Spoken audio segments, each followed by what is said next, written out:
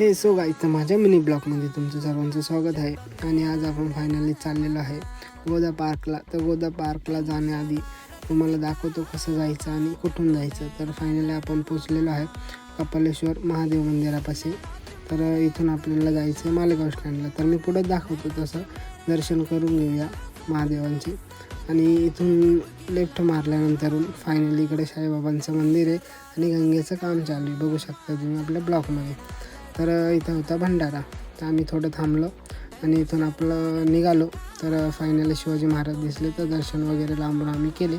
आणि रस्ता क्रॉस करताना भैयांनी डायरेक्ट CNG थांबवली आणि आम्ही रस्ता क्रॉस केला.